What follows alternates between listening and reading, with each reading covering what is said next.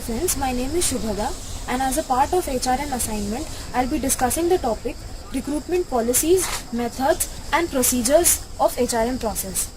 Well, the recruitment process is a process which involves the systematic procedure of sourcing a person right from arranging the candidate to the conducting of interviews and then selecting a right kind of candidate for the right kind of job.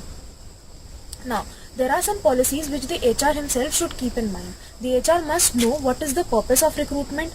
The HR should know the importance of recruitment, and he should be able to identify the various components of good recruitment policy.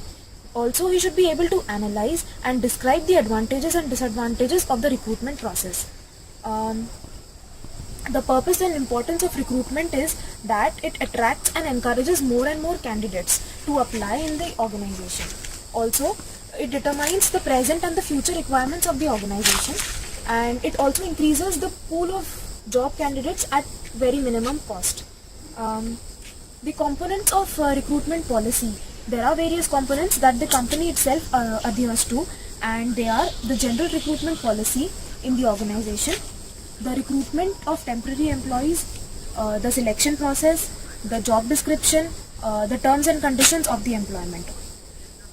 And the question comes that how recruitment policy of an organization should be.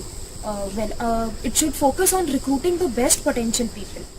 It should ensure that every applicant in the employee is treated equally with dignity and with respect. And it should encourage the employees in realizing their full potential. Now the next thing that comes is how is a vacancy generated? Well, a vacancy can be whenever there is a requirement in certain project, whenever there is staff attrition like resignation, retirement, whenever there is staff restructuring, or in case of research projects.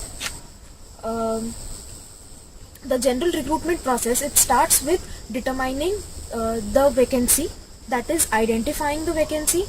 Then comes the preparation of job specification. Then comes the advertising of the vacancy.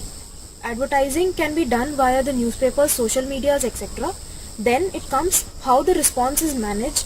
The response should be properly dealt with. Then comes the interview process, and then comes the selection procedure. The recruitment process is categorized into two things.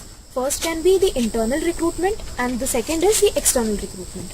Internal recruitment is when the company looks for employees within its own organization. This can be in cases when there is a requirement in some other project of the same company.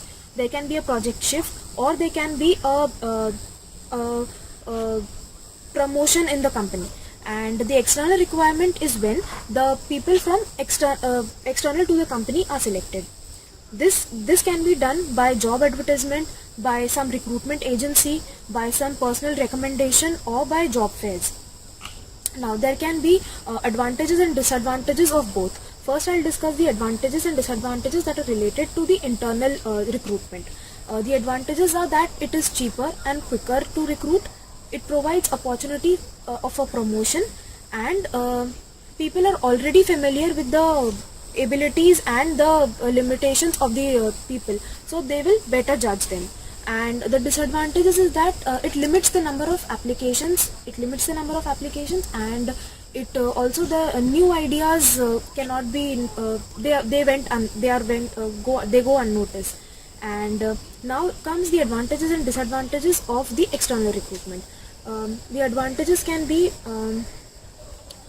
outside people bring in more ideas, and the disadvantages is that the process becomes a little longer, and more resources are given behind the external recruitment process. So this is the thing regarding recruitment. I thereby end my topic, and I hope that the entire recruitment thing is clear.